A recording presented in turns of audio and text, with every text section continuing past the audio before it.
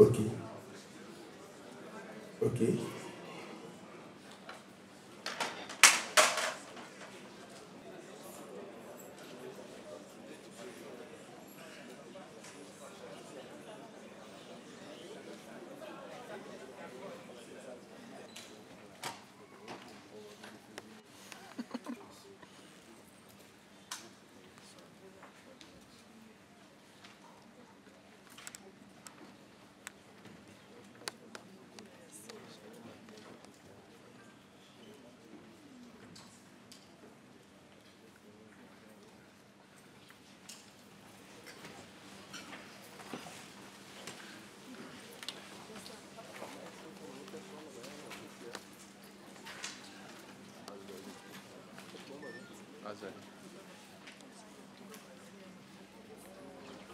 En flou.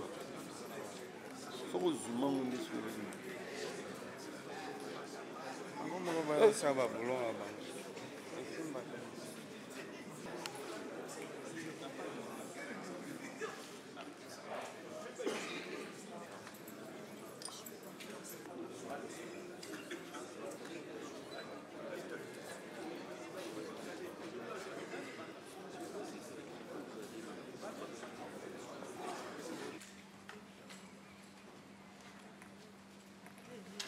Nous allons passer un message d'excuse. Nous venons de commencer l'audience avec un retard. Nous venons de commencer l'audience avec un retard. Veuillez accepter nos excuses. Monsieur le greffier, vous avez la parole pour donner lecture de l'essai de rôle. Extrait de rôle, la Cour de cassation, ségeant en matière répressive au premier et dernier ressort, appelle à son audience publique de ce mercredi 30 juillet 2025 l'affaire suivante. Dans les chambres réunies, le président Kibamba a fait en continuation RP 22/CR affaire ministère public contre M. Constant Moutamba Ngunga. C'est tout, Monsieur le Président. Merci, Monsieur le greffier. La Cour appelle la cause RP 22/CR, affaire ministère public contre M. Constant Moutamba Ngunga. Le prévenu peut comparaître.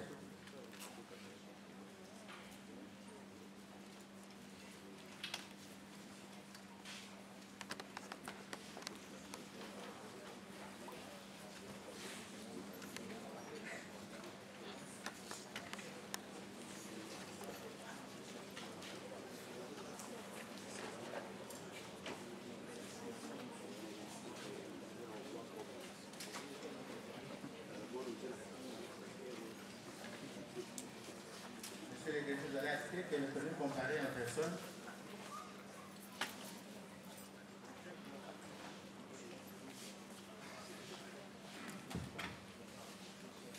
Assisté de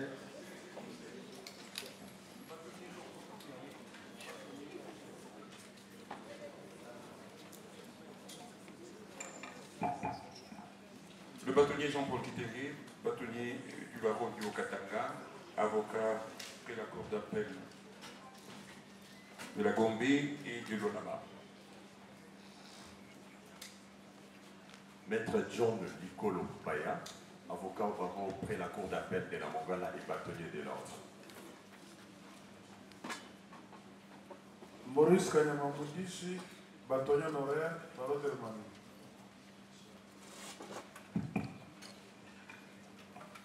Maître Toussaint Ekombe Petit, avocat au barreau de Kinshasa, Gombe et Matete.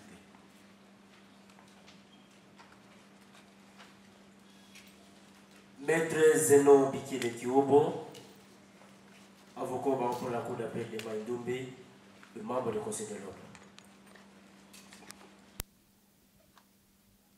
Kadeya Mwana Kalala, avocat au barreau de Kinshasa, Matete.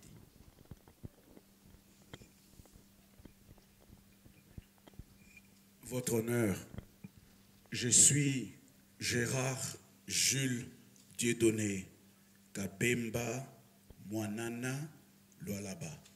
je suis inscrit à la liste du barreau de Kinshasa Matete. Maître Paul Okito Omole, avocat au barreau de Kinshasa Matete.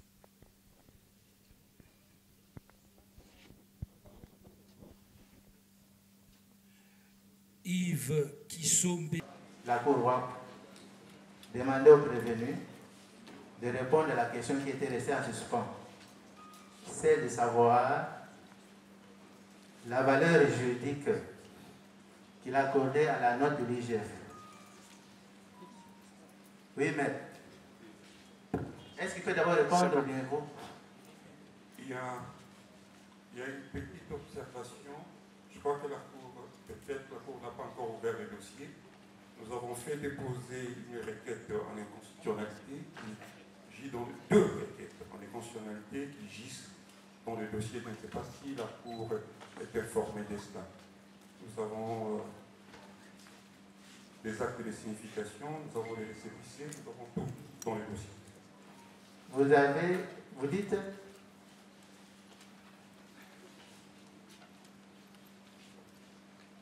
dans les dossiers gisent des actes. Nous avons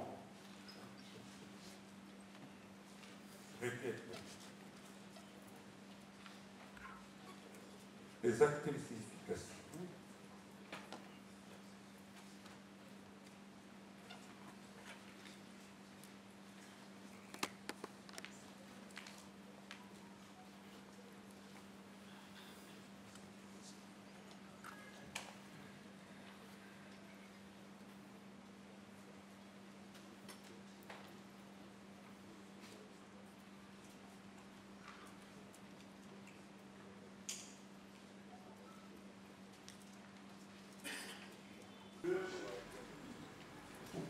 L'exception qu'on vient de rappeler, à savoir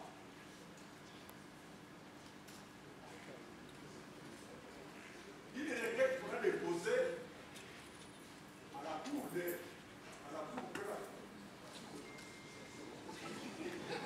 constitutionnelle sous ECOS 27-36 et une autre sous ECOS 25-37. C'est parce qu'on ne nous a pas notifié ces requêtes que nous avons du mal à en tirer la substance réelle. Sur le RP 22, rendu par votre haute cour en date du 23 juillet dans la cause qui oppose le ministère public contre notre client, M. Moutamba. Alors, nous avons écrit à M. le Président de la Cour constitutionnelle,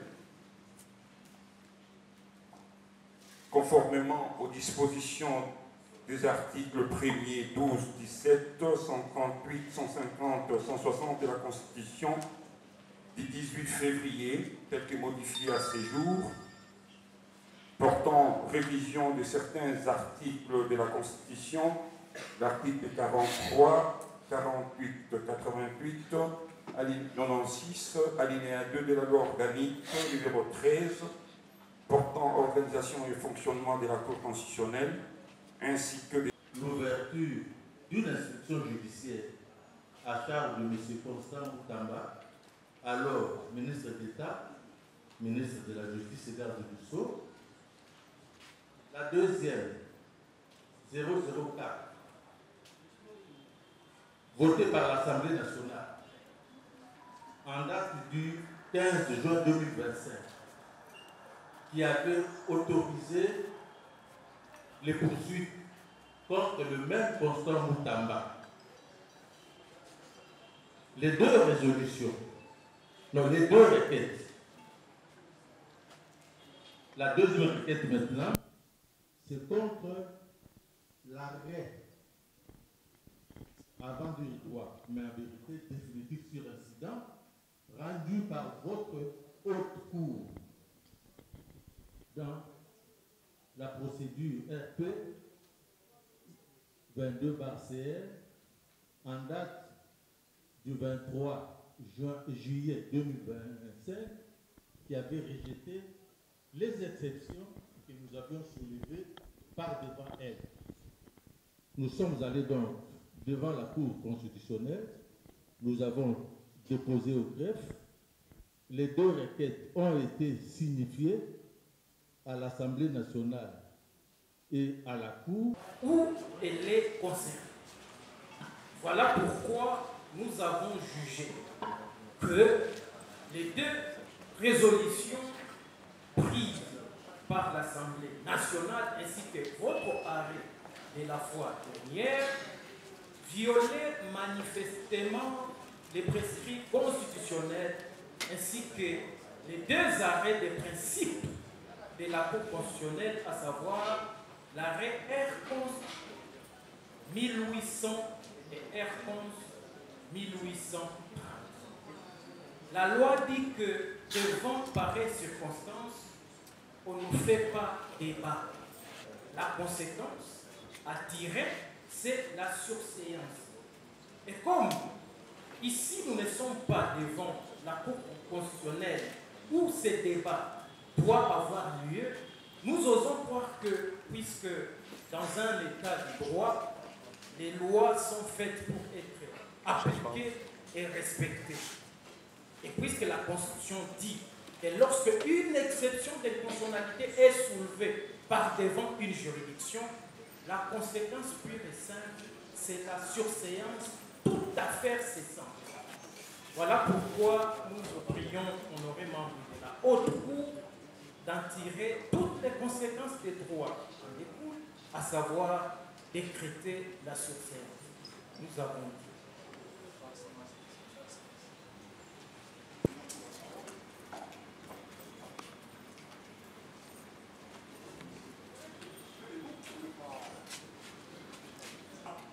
Nous allons lire cette disposition qu'on a évoquée tout à l'heure. L'article 162 de la Constitution. Le législateur s'exprime en ces termes. La Cour constitutionnelle est juge de l'exception d'inconstitutionnalité soulevée devant ou par une juridiction. Toute personne peut saisir la Cour constitutionnelle pour inconstitutionnalité de tout acte législatif ou réglementaire. Je répète. Toute personne peut saisir la Cour constitutionnelle pour inconstitutionnalité de tout acte législatif ou réglementaire. Elle peut en outre saisir la Cour constitutionnelle par la procédure de l'exception de l'inconstitutionnalité invoquée dans une affaire qui la concerne devant une juridiction. Celle-ci, s'il soit à statuer et saisir toute affaire cessante la Cour constitutionnelle. Je crois que le problème qui se pose, c'est la compréhension qu'il faut se faire de cette disposition légale. On peut introduire cette exception de constitutionnalité soit par voie d'action ou par voie d'exception. Au vu de cette disposition légale. Par voie d'action, ça signifie quoi? Vous allez à la Cour constitutionnelle, vous déposez votre requête. C'est le cas pour le prévenu qui a déposé sa requête, ses requêtes à la Cour constitutionnelle sous R-POS 2536 et sous R-POS 2537. Le prévenu naturellement va attendre que vous puissiez lui répondre. Cela n'a rien à voir avec la Cour de cassation. Par contre, si cette exception était soulevée de manière exceptionnelle, c'est-à-dire par voie d'exception, c'est-à-dire devant votre vice de cour, là, les choses devraient avoir une autre signification. La Cour devrait se conformer à cette disposition en décrétant la surséance. Sans faire de commentaires. Or, dans l'état sous examen, la requête a été par crois que les choses sont claires. C'est donc une requête qui est inopérante devant cette piste. Parce que la partie au prévenu qui a saisi la Cour constitutionnelle d'attendre que la Cour se prononce. Mais quant à votre liste de cours, il devra continuer l'examen de la présente cause dans la sérénité la plus totale. Monsieur le Président, c'est encore une fois l'occasion pour nous. Parce que je l'avais déjà dit, la tentation était grande pour jouer au dilatoire. Le peuple congolais attend avec impatience d'être fixé sur la manière dont on gère son argent. Et le peuple a appris que 19 900 000 ont quitté les comptes de l'État vers un compte de privé, d'une société de façade. Mais nous voyons dans les réseaux l'effervescence des uns et des autres, l'agitation des uns et des autres. Oui, c'est justifié parce que le peuple veut savoir comment les choses se sont déroulées. Est-ce que nous avons le droit de recevoir ce peuple en souscrivant à une telle demande? La demande est normale. Dans un état de droit, une demande est justifiée. La demande est faite par voie d'action à la Cour constitutionnelle. Il appartient à la Cour constitutionnelle de répondre à cette réponse. Ça n'a rien à voir avec la Cour de cassation, l'office de cour que vous êtes. Si vous êtes saisi par voie d'exception, ah oui, vous devriez s'y soir.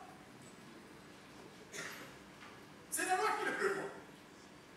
Mais alors, dans notre précision, toujours en lisant de manière intelligible cette loi, la Cour constitutionnelle, bien sûr, peut être saisie pour inconstitutionnalité de tout acte législatif ou réglementaire. Alors le problème c'est bon. La question devient intéressante. Lorsque par mes propres recherches, je suis tombé sur la fameuse requête, la requête, excusez-moi, j'ai dit ceci, que par un avenir droit, mais définitif sur les incidents, dépourvus de toute motivation ou à tout le moins insuffisamment motivés, la Cour de cassation va rejeter toutes ces exceptions. En réalité, on s'attaque à un jugement, à un arrêt rendu par votre office de cour. C'était le 23. Le 23 de ce mois, sous RP 22/CR. Alors la question, quelle est la nature juridique d'un arrêt rendu par l'office de cour sous RC ou sous RP 22/CR? S'agit-il d'un acte législatif ou c'est un acte réglementaire? La réponse est claire. Une décision judiciaire n'est ni un acte législatif, ni un acte réglementaire.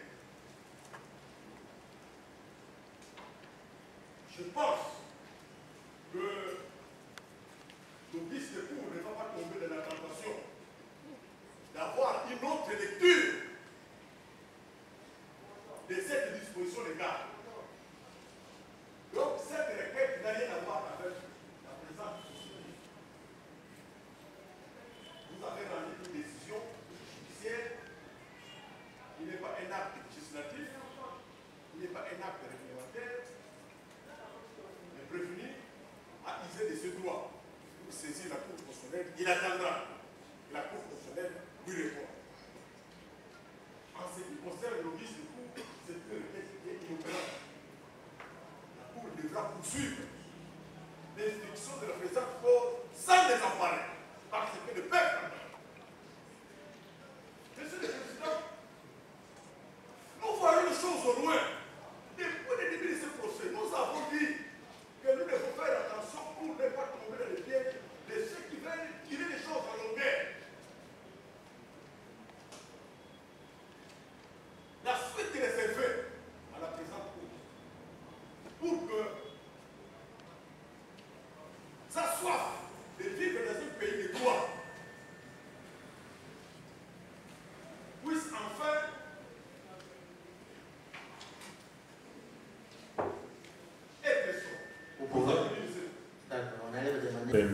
de Kinshasa.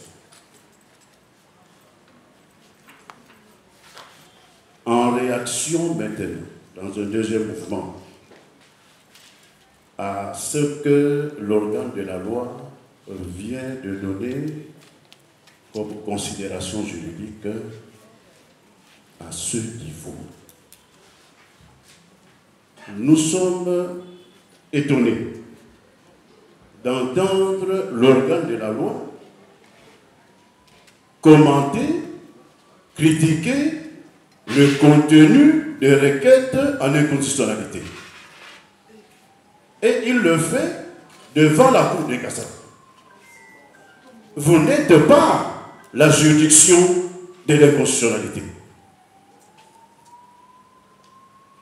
Tous ceux qui voudront commenter la recevabilité, la pertinence ou non de requête, ils le feront devant la Cour constitutionnelle.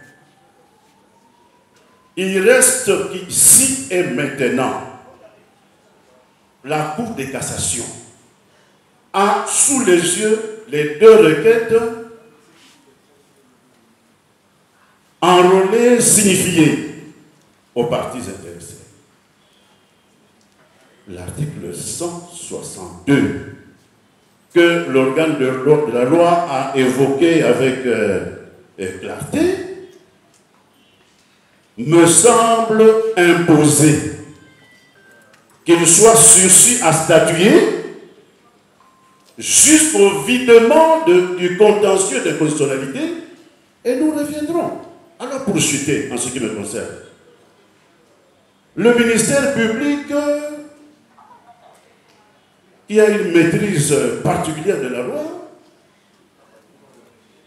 il terminait son intervention en vous disant « Veuillez, n'est-ce pas, ne pas tomber dans le piège de ceux qui veulent dilater la procédure, même si ce n'est pas le mot qu'il a utilisé, dilater la procédure. » Nous disons ceci, Monsieur le Président,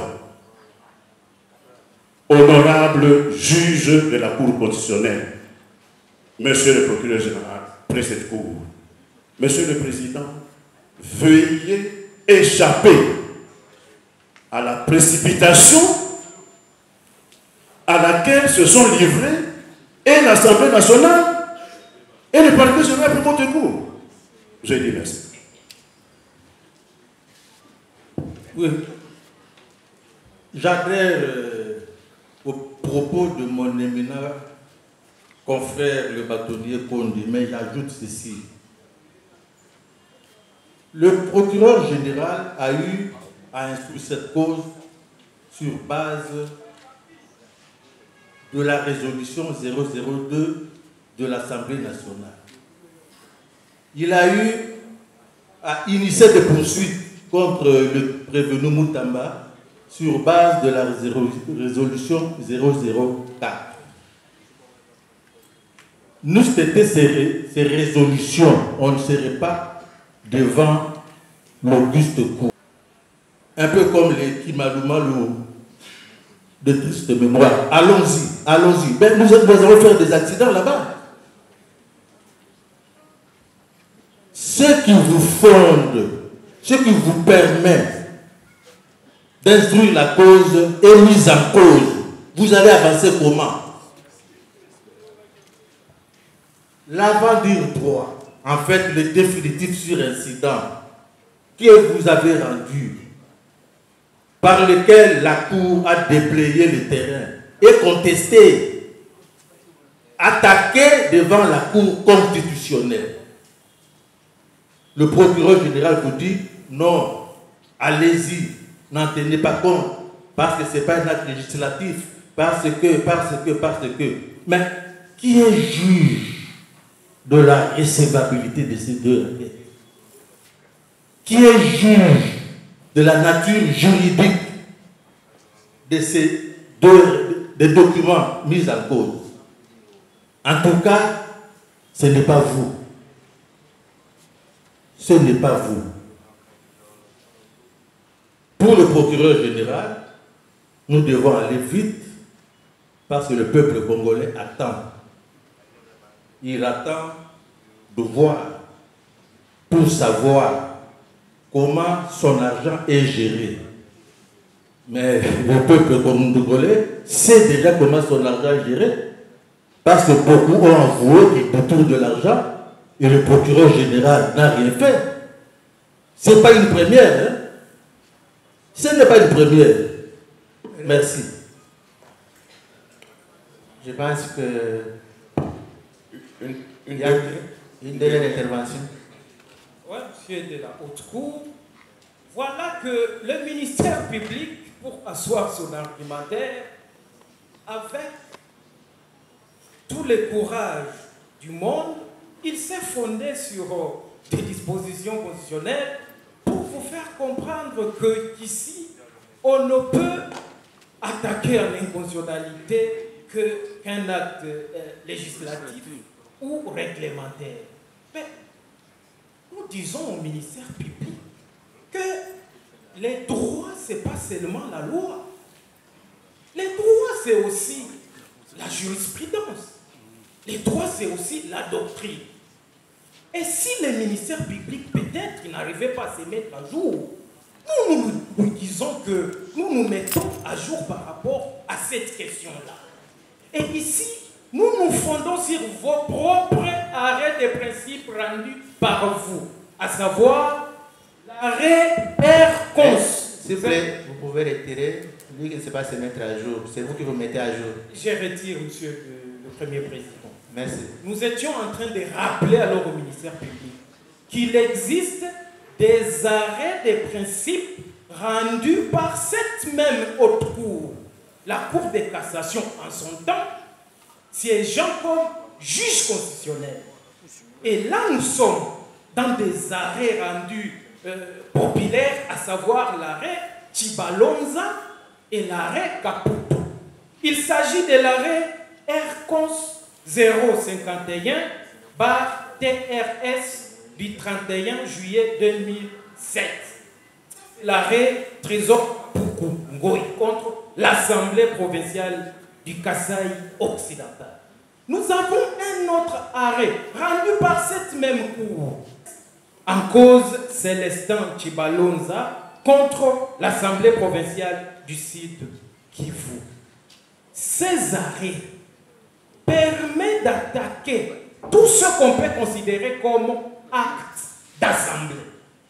Et ici, par acte d'assemblée, il faut voir, entre autres, les résolutions prises par l'Assemblée nationale. Voilà la réponse à la préoccupation du ministère public, quoique ces débats ne devaient pas avoir lieu devant vous. Ça, au moins, c'est un principe, et le ministère public lui-même, ça, au moins, c'est un principe que le ministère public lui-même devait savoir.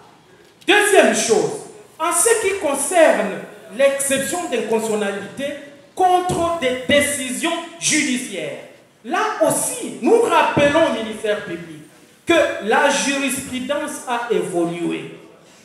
Je rappelle, et vous vous souviendrez tous, qu'il y avait un arrêt qui était rendu par les conseils d'État. Et cet arrêt a été attaqué en inconstitutionnalité. Et la Cour constitutionnelle a annulé cet arrêt pour violation des droits constitutionnellement garantis aux particuliers. Tel est le cas. Un autre arrêt, c'est l'arrêt 1830, c'est-à-dire 1830. Cet arrêt a été rendu par le tribunal de commerce de Kinshasa-Gombe en premier et dernier ressort. Cet arrêt a été attaqué devant la Cour constitutionnelle et la Cour constitutionnelle a annulé cet arrêt pour la bonne et simple raison qu'il violait les droits constitutionnellement garantis aux particuliers. Et ici, nous nous attaquons votre arrêt, qui est un arrêt rendu en premier et dernier ressort, puisque c'est ça la condition sine qua non pour que l'on puisse attaquer une décision judiciaire en inconstitutionnalité. Donc, votre arrêt remplit toutes les conditions requises pour être attaqué en inconstitutionnalité.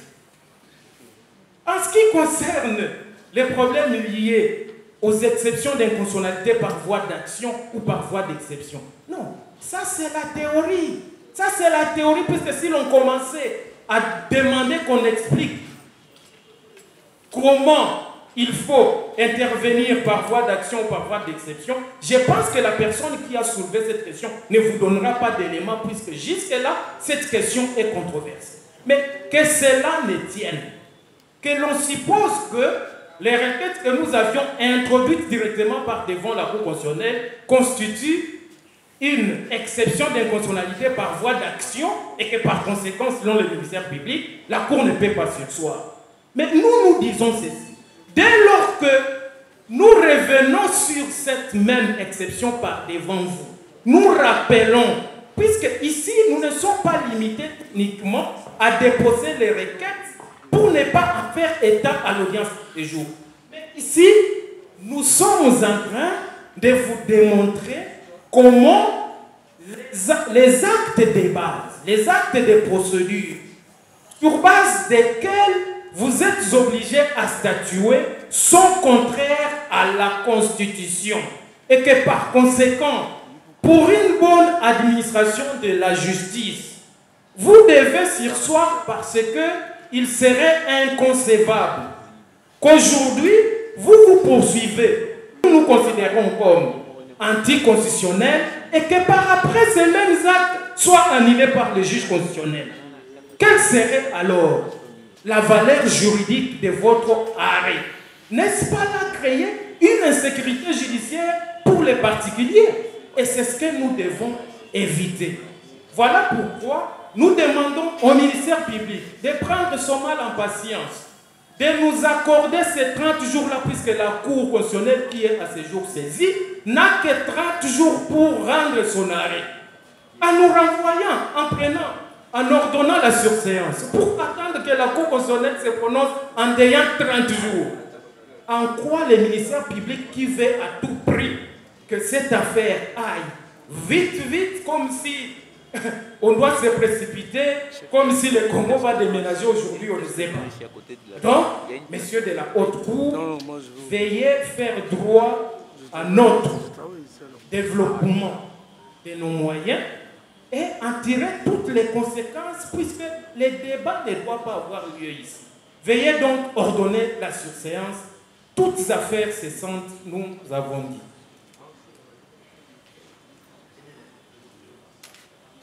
Bien, la Cour vous accorde la parole. Réponse 1272. Si vous lisez le 5e paragraphe, vous vous rendrez compte qu'effectivement, la Cour constitutionnelle est le seul juge qui examine la constitutionnalité, la conformité des actes législatifs et réglementaires à la Constitution. C'est ça les soucis des législateurs. Mais en ce qui concerne l'arrêt attaqué, l'arrêt avant du droit sous RP 22/CR. Mais c'est une décision judiciaire qui n'a rien à voir avec un acte législatif ni un acte réglementaire. C'est un problème de cohérence.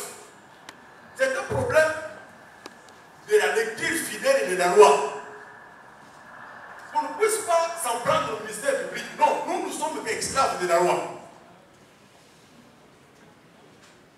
Lorsque vous avez la possibilité d'attaquer une décision judiciaire en soulevant une exception, alors choisissez. Vous allez le faire par voie d'exception ou par voie d'action. Si c'est par voie d'exception, là les choses changent. Parce que la Cour ne peut pas, n'a pas reçu compétence d'examiner la conformité des actes à la Constitution. Mais dans les cas d'espèce, vous avez saisi, le prévenu a saisi la Cour constitutionnelle. C'est son droit le plus légitime que nous respectons. C'est n'a rien à voir avec le ministre qui devra poursuivre l'instruction de cette affaire. On ne dit pas qu'avant de sortir de cette salle, il faut que la décision tombe. Non! Il y a beaucoup d'actes qu'il faut poser. Il y a beaucoup de témoins qui vont défiler devant le ministre pour éclairer sa religion. Nous ne prenons pas pour une instruction précipitée. Non! Nous voulons faire les choses de manière la plus propre possible.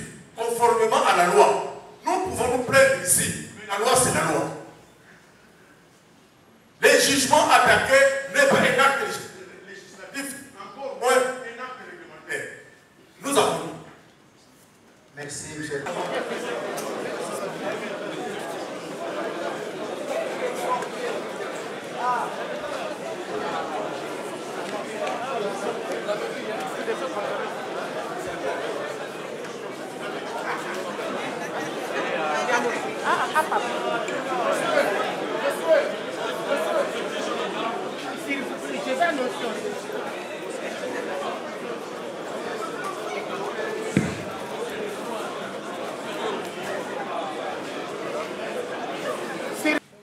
Devant nous, on s'est dit, où sommes-nous? Où sommes-nous pour que l'on suive des théories et des théories qui n'arrivent pas? Vous nous avez demandé de retirer, j'ai dit, vous nous avez demandé de retirer un mot. Nous l'avons fait de bonne foi. Mais il ne faut pas que, donc, intérieurement, qu'on sente qu'il y a quand même un souci. Évoluons, monsieur le Premier Président, monsieur de la Cour. Évoluons. Ici, il est question de constater que le client a saisi en inconstitutionnalité, qui est son droit le plus légitime, une juridiction qui a ses attributions et ses compétences. Ce n'est pas au niveau de la Cour de cassation de commencer à examiner les bien fondés de la constitutionnalité ou de l'inconstitutionnalité. C'est une erreur. À moins que l'on puisse changer les choses. Mais on s'est dit aussi que nous sommes devant la haute cour. Je dis bien la haute cour, qui sécurise toutes les juridictions, tout ce qui s'est fait au niveau inférieur. Attention, attention, attention, pas à la cour, mais au ministère public qui tente à faire glisser cette haute cour. Nous ne voyons pas cette haute cour morte à cette heure. Le prévenu est là, il va comparaître. Le prévenu est là, il a ses droits. Le prévenu est là, c'est ça. Il vous a dit la fois passée, c'est un procès de sa vie. Non. Allons-y, allons-y, allons-y. Allons-y où vous avez l'obligation de faire des choses propres. La forme étant intimement liée au fond. Je dis bien intimement liée au fond. Nous ne pouvons pas aborder le fond tant que la forme pose des problèmes. Nous avons vu, désolé, la Cour être embarrassée par la requête qui vous a saisi au fin de fixation. La requête initiée par le greffier en chef. La loi dit que c'est la requête initiée par le ministère public. Oh, ce sont des leçons que nous tirons de la haute cour. Nous ne voulons plus revenir sur ça. Nous voulons tout simplement tirer l'attention de cette haute cour, des magistrats que nous connaissons, sur qui nous comptons d'être regards. La nation nous jugera. Les décisions que nous prenons aujourd'hui, nous serons opposés d'eux. Après demain, nos enfants vivront cela. On n'est pas pressé. S'il faut tuer quelqu'un, on va le tuer. Mais ici, on n'est pas là pour précipiter les choses. Faisons les choses dans les formes. Vous êtes des responsables. Nous sommes dans les responsables. Le ministère public est un véritable responsable. Alors, notre client a un seul mot qui voulait dire à ça, avec votre autorisation, monsieur le Premier Président. Un seul mot. Un seul mot. Je pense que c'est le dernier intervenant. Monsieur le Président... Non, je pose la question, c'est le dernier intervenant. Il y en a d'autres qui veulent intervenir. Vous intervenez, lui intervenez le dernier. Merci beaucoup, monsieur. Vous intervenez le dernier.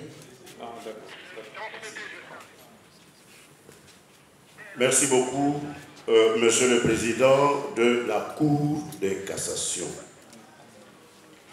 La plus haute cour qui examine les questions judiciaires, purement judiciaires.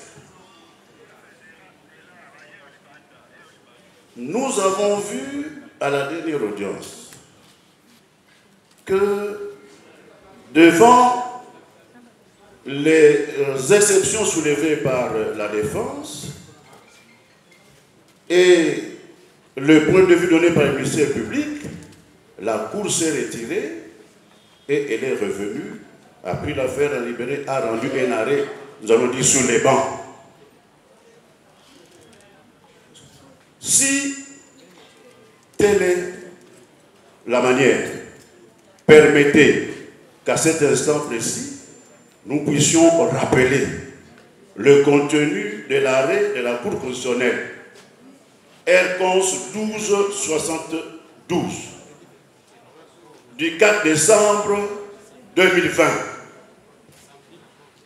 dont a parlé les ministères publics, mais sans en épuiser l'économie. Voilà ce que disait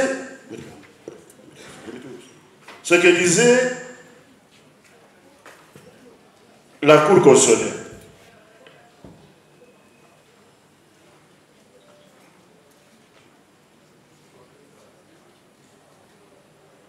Le général de brigade WM sollicite la Cour constitutionnelle de dire inconstitutionnel l'arrêt RP 015/2020 rendu par la Haute Cour militaire en date du 2 juillet 2020.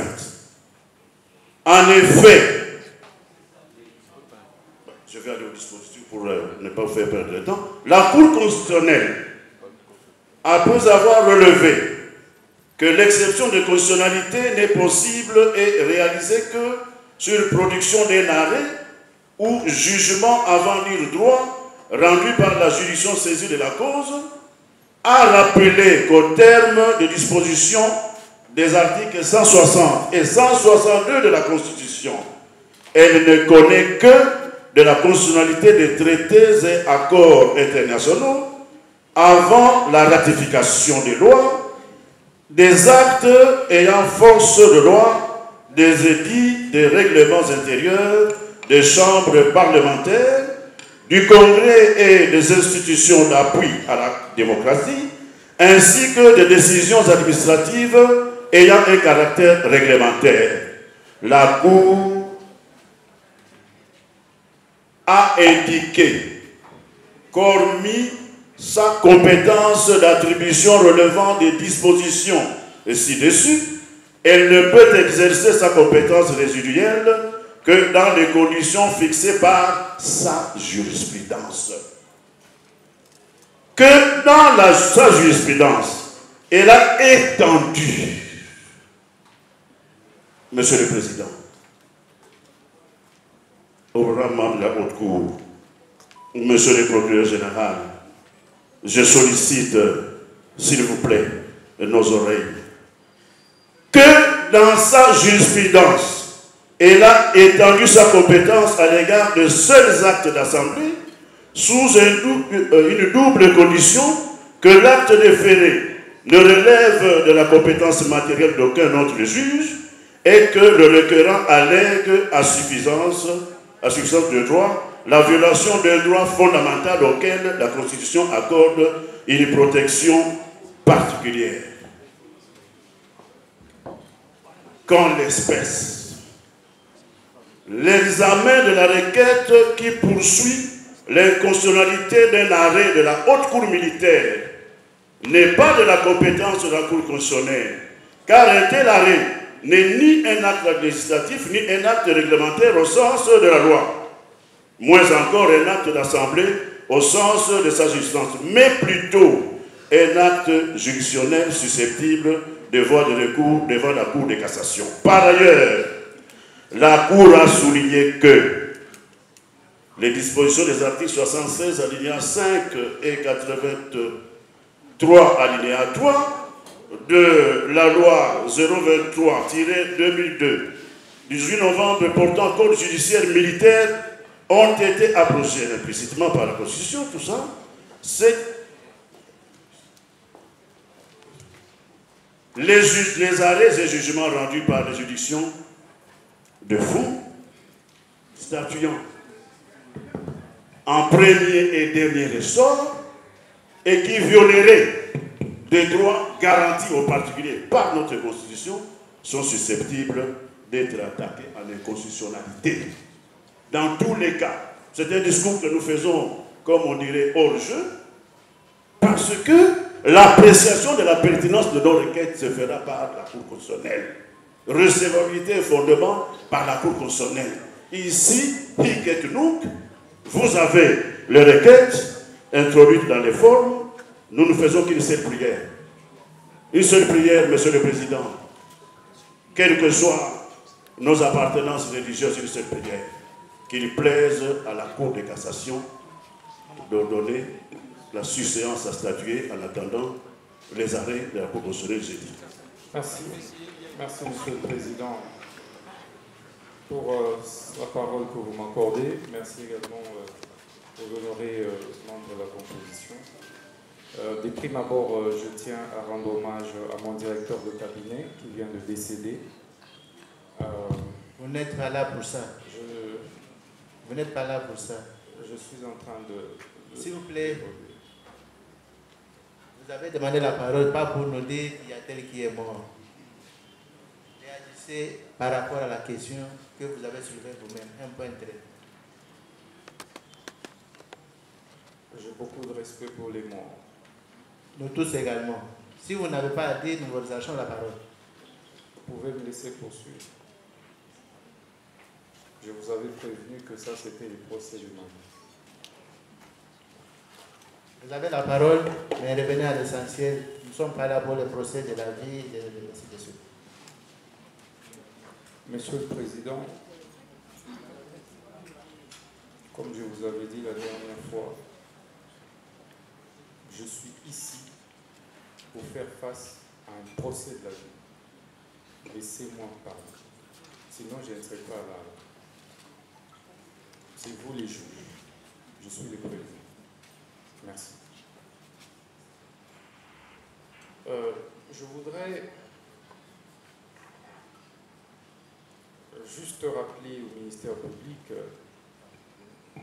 en renchérissant sur les propos de mes avocats, qu'il y a un distinguo à faire entre la compétence principale de la Cour constitutionnelle et la compétence résiduelle de la Cour constitutionnelle. Et que par devers votre haute Cour se limiter à faire un simple raccourci en développant la compétence principale, c'est extrêmement grave. Parce que c'est un haut magistrat de 35 ans d'expérience. Donc toute la jurisprudence... Veuillez vous adresser à la Cour. C'est tout ce que je voulais rappeler, qu'il y a un distinguo à établir entre la compétence principale de la Cour constitutionnelle et de la compétence résiduelle. Dans la compétence résiduelle, plusieurs arrêts de principe de la Cour constitutionnelle posent deux conditions. Un acte peut être déféré au-delà de l'article 162 de la Constitution devant la Cour constitutionnelle dès lors que 1. Il n'y a aucune autre juridiction qui peut statuer dessus. 2. Dès lors que cet acte viole fondamentaux d'un citoyen, et en l'occurrence, mes droits, en général, à la défense ont été systématiquement violés. Je n'ai eu, et comme vous le savez, le droit à un procès équitable postule également la garantie du droit de la défense. Les droits de la défense doivent être respectés pour que le procès soit équitable. Ça, c'est la Constitution.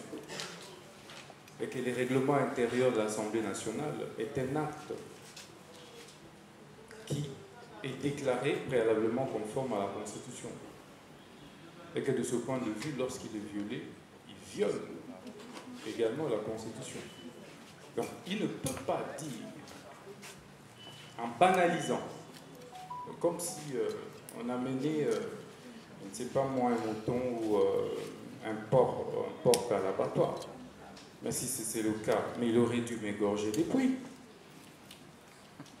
Ici, on parle des droits fondamentaux des citoyens. Et vous êtes juge pour les préserver. J'ai démontré ici, pendant plus de 12 heures à 14 heures.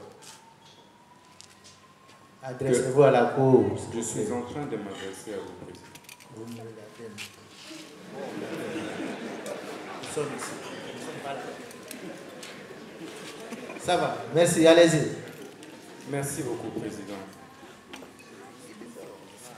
Et donc, comme je le disais, Président, ici il s'agit des droits fondamentaux. On ne m'a pas donné l'occasion de présenter mes moyens de défense. Et je suis convaincu que si cela m'avait été accordé, on ne serait pas devant vous. Parce que je crois au haut magistrat qui instruisait ce dossier. Si vous voulez, je peux le citer, le magistrat Kalula, parce qu'il était objectif. Si nous avions pris le temps nécessaire, nous n'en serions pas arrivés là devant votre haute cour. Mais malheureusement, puisque le complot était fait, le plan était établi, c'était d'éliminer et d'écarter un adversaire politique. Et donc ils ont violé toutes les règles de droit. Le ministère public, c'est le garant aussi du respect des lois de la République. Mais dès lors, comment peut-il aujourd'hui me refuser ces droits? Le droit de pouvoir recourir devant la Cour constitutionnelle pour pouvoir présenter ces irrégularités observées lors du vote de ces différents réquisitoires. Et donc, je pense humblement qu'il est de mon droit, en tant que prévenu, de pouvoir soulever ce moyen afin que votre haute cour puisse se surseoir. Surseoir, ce n'est pas fuir. J'ai promis au ministère public que je vais affronter ce procès jusqu'au bout. Parce que l'unique façon pour moi de déclarer mon innocence était d'affronter cette réalité. Et que c'est le prix d'un combat que je paye. Et je suis prêt à le payer jusqu'au bout. Donc je voudrais vraiment le rassurer que j'avais toutes les possibilités d'éviter cette humiliation, mais j'ai voulu passer par cette humiliation. Parce qu'en tout état de cause, des épreuves qui nous arrivent dans la vie, ce n'est pas forcément pour nous enfoncer. C'est peut-être des leçons de vie que nous apprenons, mais c'est aussi peut-être pour un tremplin. Donc pour moi, c'est une épreuve que j'accepte avec beaucoup d'humilité, sportivité, avec beaucoup d'élégance, quel que soit l'issue de ce procès. Donc je vous remercie. Dans le même sens que les confrères. Au fait, je voulais expliquer en français très facile, parce que je suis devant la presse. Lorsqu'il y avait le début du procès, le 23 juillet, nous étions par devant la Cour constitutionnelle et nous avions soulevé l'exception, ce qu'on appelle le préalable in limine litis. C'est-à-dire qu'avant tout commencement de la procédure, du procès, on doit d'abord soulever ce que nous avons, ce qui a été acclenché d'irrégularité. Nous les avons soulevés, malheureusement, par rapport à cette irrégularité, le juge de la Cour constitutionnelle avait estimé que c'était recevable, mais non fondé. C'est-à-dire qu'il n'avait pas tenu compte de cela. Mais nous, en tant que des procéduriers, nous avons constaté qu'il y a toujours l'injustice qui continue par rapport à l'arrêt avant dire droit que la Cour de cassation avait pris. Et aujourd'hui, nous avons soulevé cette exception encore d'inconstitutionnalité, confrère, d'inconstitutionnalité pour montrer à la face du monde comment est-ce que les droits qui reviennent à notre client, Maître Constant Moutamba, qui a le droit de soulever cette exception pour que la Cour constitutionnelle, qui est la haute cour, doit prendre cette décision, qui ne demande même pas à la Cour constitutionnelle de prendre la décision par rapport à leur arrêt avant de dire droit, mais on demande tout simplement à la Cour constitutionnelle, à la Cour de cassation, de surseoir, c'est-à-dire de ne pas continuer de la faire, parce qu'il était entaché beaucoup d'irrégularités par rapport au niveau de l'Assemblée nationale, même au niveau du procureur, parce qu'il n'avait pas terminé l'audition. Et il est allé directement à l'Assemblée nationale. Vous comprenez vous-même cette précipitation-là qui ne nous met pas vraiment à l'aise. Raison pour laquelle nous disons la loi sera dite et il y aura de bonnes conclusions. Bon, écoutez, nous ne pouvons pas répondre qu'en amont, les procès, on pourra dire que c'est politique.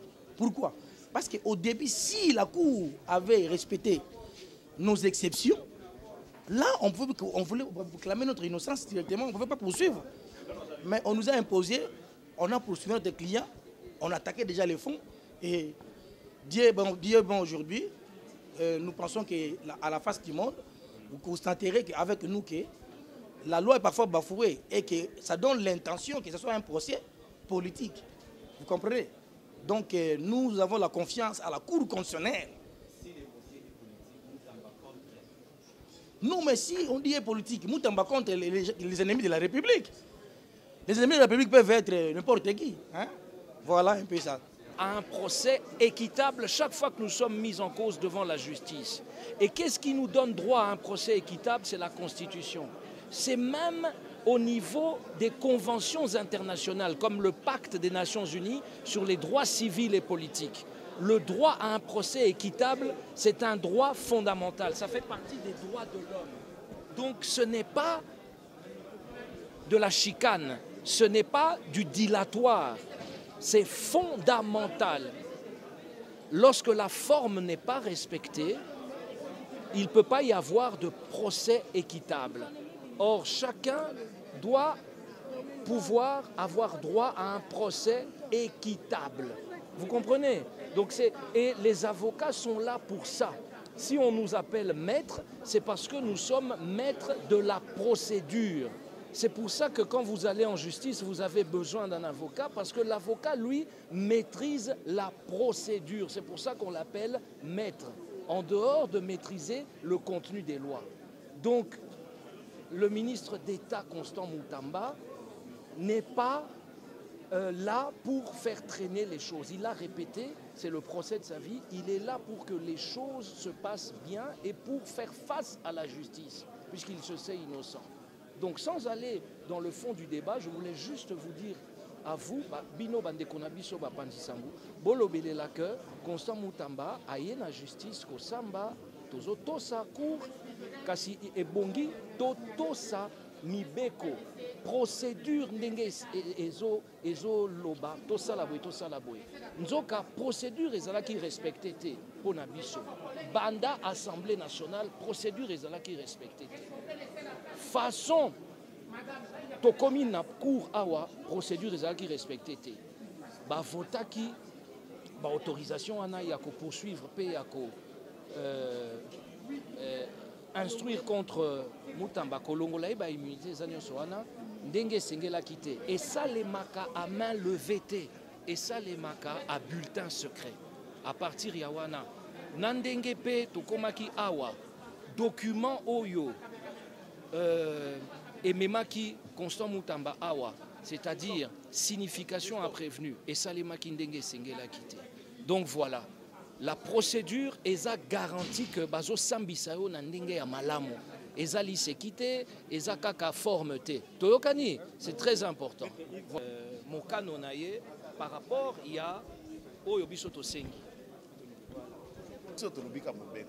Je ne voudrais pas féticher dire qu'ils vont dire ça, ils vont dire ça, mais je suppose qu'ils ne vont que respecter la loi. Si la surséance est accordée, certainement, nous allons d'abord devant le juge constitutionnel pour vider la substance de ces deux requêtes. Après la signification de la décision de la dite cour, je fais allusion à la cour constitutionnelle, nous reviendrons certainement devant la cour de cassation pour vider et continuer ce qui était là.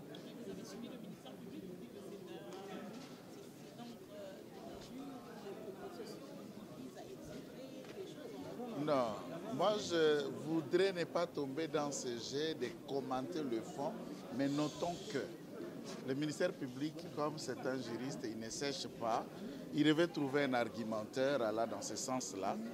Il lit l'article 162, puisque c'est pour lui, il n'y a que les actes réglementaires, les actes législatifs. Et le règlement intérieur de l'Assemblée nationale est un acte réglementaire ou un quoi?